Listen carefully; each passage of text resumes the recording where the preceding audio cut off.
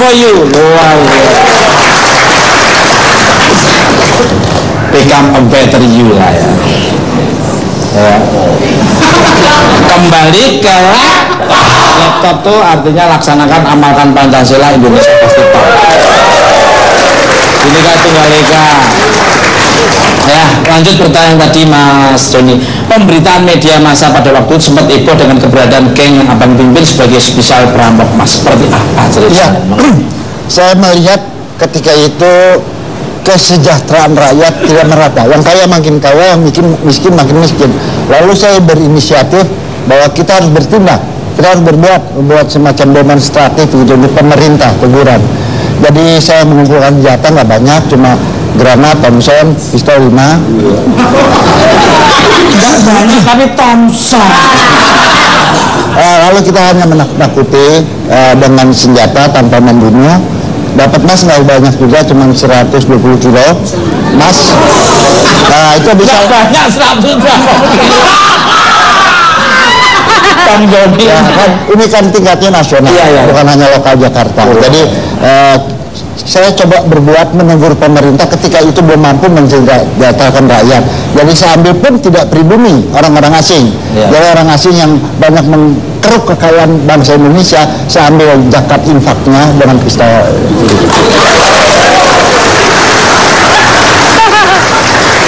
Ini teman saya ambil emas sama istrinya pakai tusuk gigi. Granat Thompson,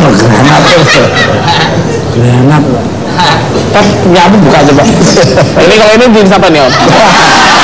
Ini bukan granat nanas, ini granat melon kayaknya.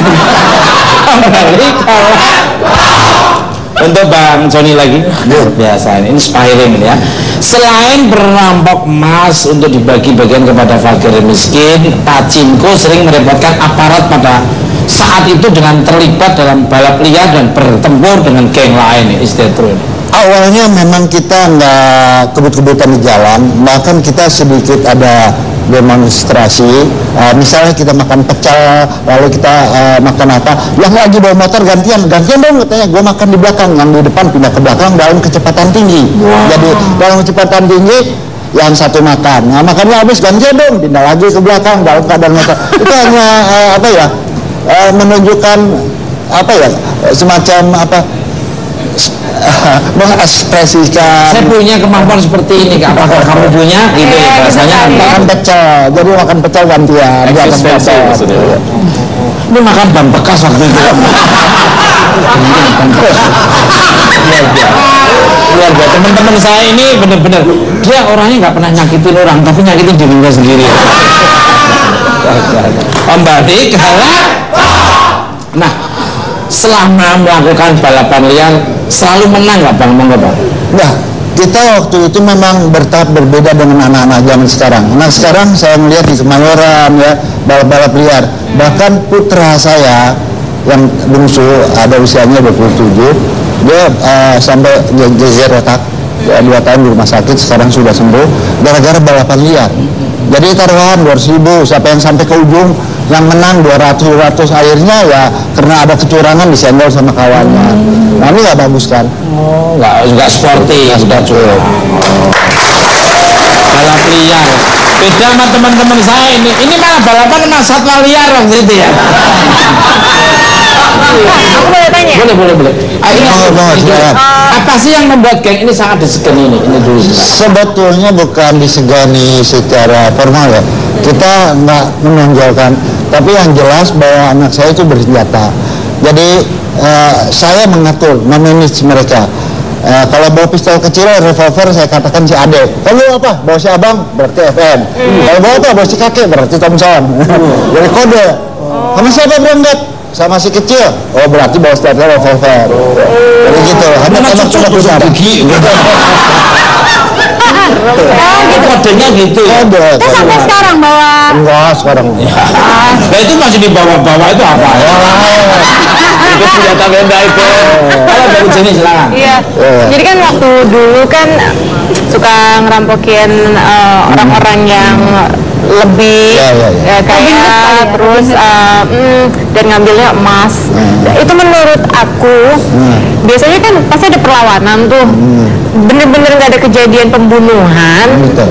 Atau gimana? Memang nggak ada. Bener-bener nggak ada. Karena saya memang sudah bilang jangan ganggu wanita. Cuma wanita tuh pasangan laki, ya. Jangan ganggu wanita, jangan ganggu orang yang sudah tua, apalagi perempuan yang hamil.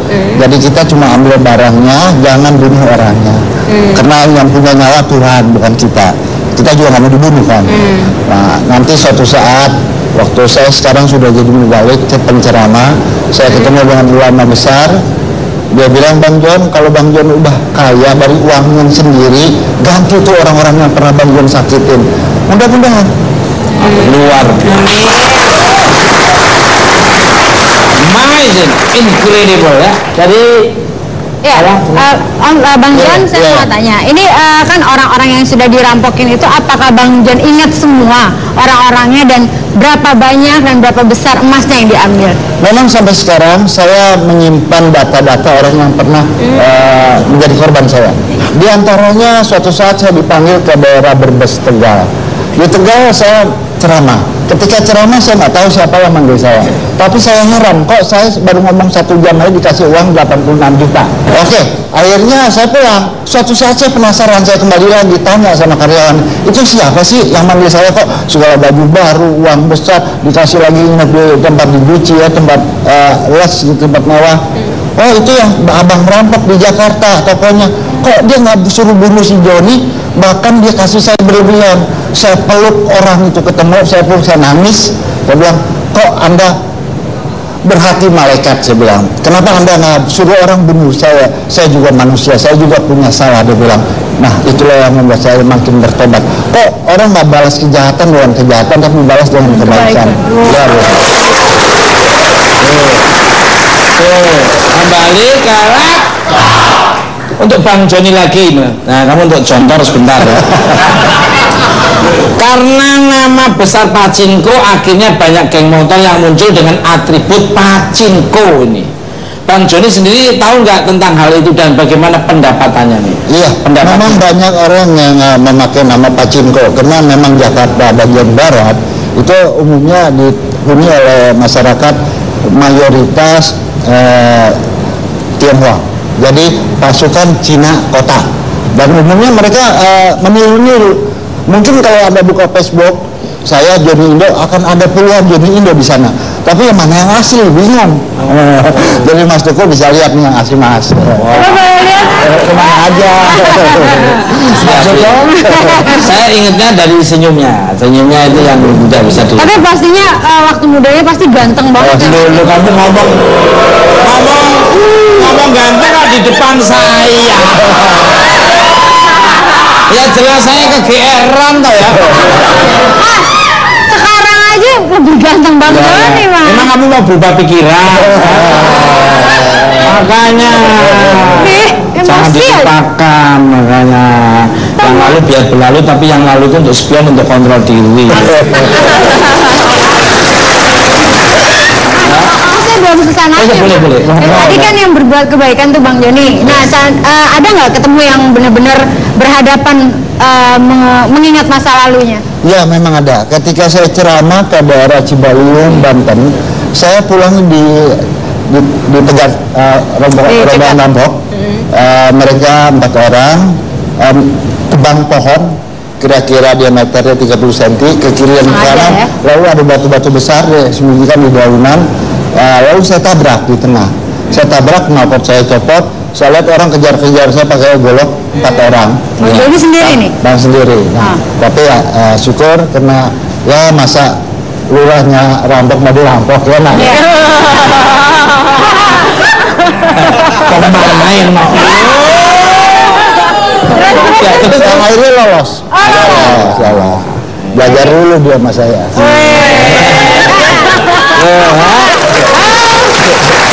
Baru bisa silat lidah aja, Bang. Ini teman saya dikeroyok, orang 5 nggak mundur. Belakangnya tembok.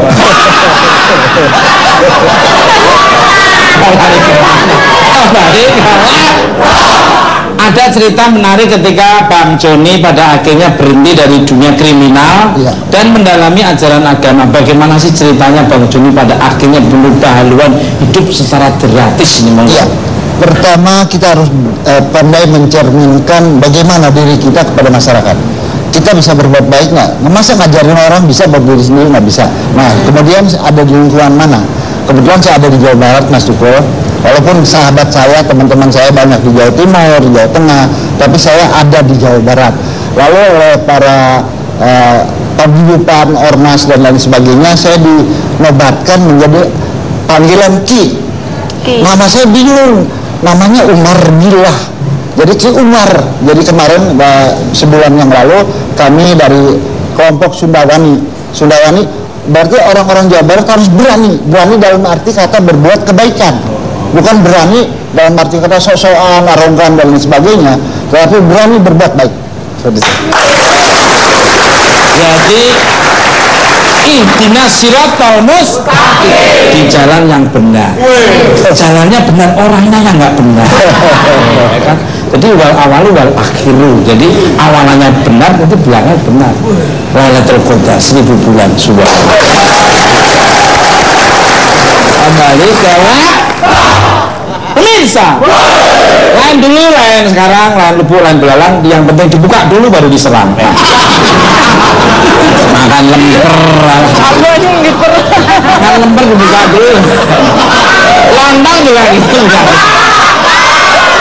Makan lontong lain lubuk, lain belalang. Dibuka dulu baru nyerang. Saat ini modus kejahatan yang melibatkan geng motor semakin menjadi sorotan semenjak ditangkapnya kelewang. Ini cucunya ya, kamu celurit, golok, gobang ya. Kelewang itu panjang, agak melengkung dikit itu. Nah, semenjak ditangkapnya kelewang, ketua geng motor asal Pekanbaru. Yuk kita lihat cuplikan berikut ini.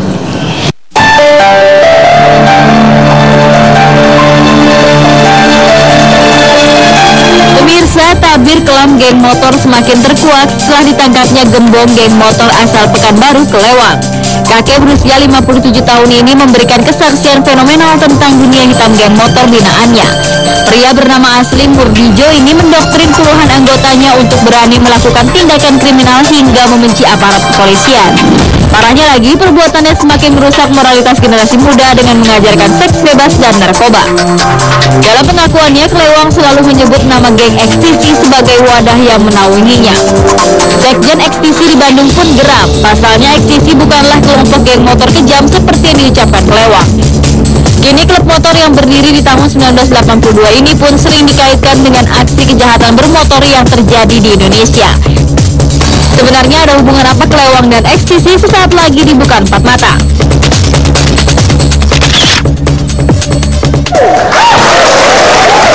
Pemirsa, tentu penasaran dengan kelompok bermotor yang terkenal dengan sebutan ekstisi. Adakah hubungan ekstisi dengan kelewang? Yuk kita tanyakan langsung kepada sekretaris jenderalnya. Kita sambut Taufik Sutapraja.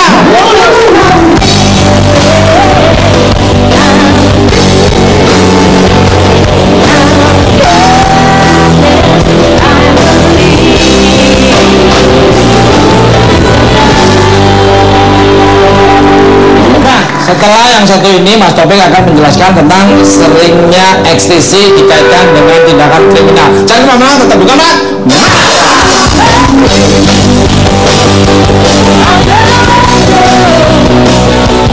Sudah kita sebenarnya saya sudah klarifikasi ya bahwa itu jelas bukan anggota kita dan memang tidak berafiliasi dengan kita juga. Mungkin Abah Joni lebih paham bahwa ketika suatu tindakan yang konteksnya kejahatan itu udah di luar ranah remaja dan pemuda. Itu satu. Dan dia juga kan, saya juga berdasarkan berita wartawan ya, usianya 57 tahun, residivis dari tahun 70.